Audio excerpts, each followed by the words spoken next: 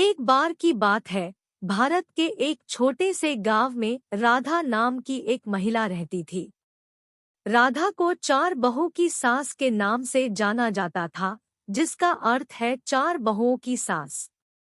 उसके चार बेटे थे जो सभी विवाहित थे और प्रत्येक बेटे की एक पत्नी थी। राधा एक सख्त सास थी और वह हमेशा चाहती थी कि सब कुछ उसके तरीके से हो। राधा के पुत्र और पुत्रवधू सभी मेहनती और ईमानदार लोग थे। वे अपनी सास से प्यार करते थे और उसे खुश करने के लिए वे सब कुछ करते थे जो वे कर सकते थे। लेकिन राधा को हमेशा शिकायत करने के लिए कुछ न कुछ मिल ही जाता था। अपनी बहुओं के किसी भी काम से वह कभी संतुष्ट नहीं होती थी। वह उन्हें छोटी छोटी बातों पर डांटती और उनका जीवन दुखमय बना देती। एक दिन राधा बीमार पड़ गई और बिस्तर पर पड़ी थी। बारी बारी से उसके बेटे बहू उसकी देखभाल करने लगे। उन्होंने उसके लिए खाना बनाया, उसके कमरे की सफाई की और उसे आराम देने के लिए हर संभव कोशिश की। लेकिन राधा अभी भी खुश नहीं थी। वह भोजन, कमरे और उनकी देखभाल के तरीके के बारे में शिकायत करती थी।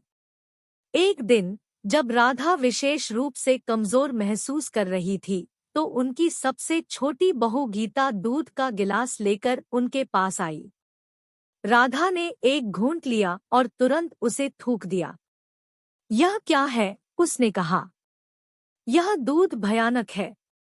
इसे किसने बनाया? मैंने किया, गीता ने कहा। ठीक है, यह भयानक है, राधा ने कहा। आप कुछ भी ठीक से बनाना नहीं जानते। गीता कुछ नहीं बोली। उसने बस गिलास लिया और वापस रसोई में चली गई। वह आहत और क्रोधित महसूस कर रही थी।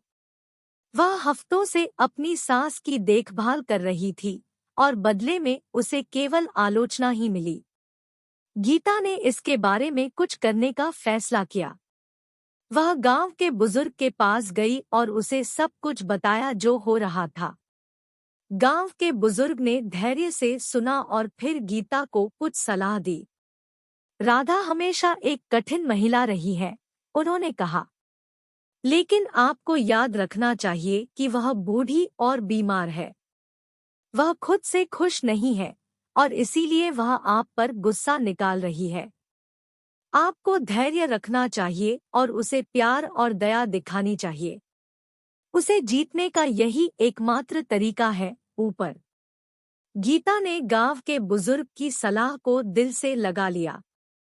उसने अपनी सास को प्यार और दया दिखाने का फैसला किया, चाहे कुछ भी हो। वह राधा के साथ अधिक समय बिताने लगी, उससे बातें करने लगी और उसकी कहानियां सुनने लगी। वह अपने फूल और फल लाती और उसका हाथ पकड़कर अपने बिस्तर के पास बैठ जाती। पहले तो गीता की कृपा से राधा को आश्चर्य हुआ। तमाम आलोचनाओं के बाद भी उसे विश्वास नहीं हो रहा था कि उसकी बहू अभी भी उसे खुश करने की कोशिश कर रही है। लेकिन धीरे धीरे राधा नरम पड़ने लगी। वह गीता पर मुस्कुराती थी और उसके द्वारा बनाए गए भोजन की तारीफ भी करती थी। एक दिन राधा ने अपनी सभी बहुओं को अपने पास बुलाया।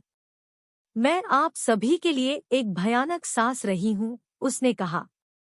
मैं हमेशा आलोचनात्मक और मांग करने वाला रहा हूँ और मुझे पता है कि मैंने आपके जीवन को दयनीय बना दिया है।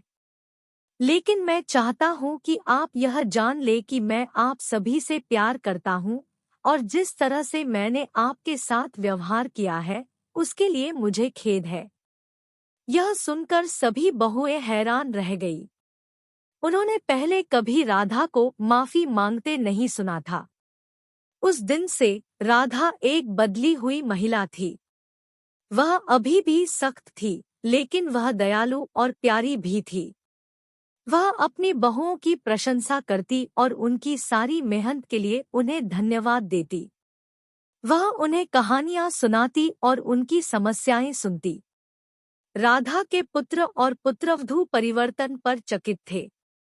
उन्हें यकीन ही नहीं हो रहा था कि उनकी सास इतनी प्यारी और दयालु हो गई है। वे सभी उसका सम्मान करने लगे और उसे और भी अधिक प्यार करने लगे।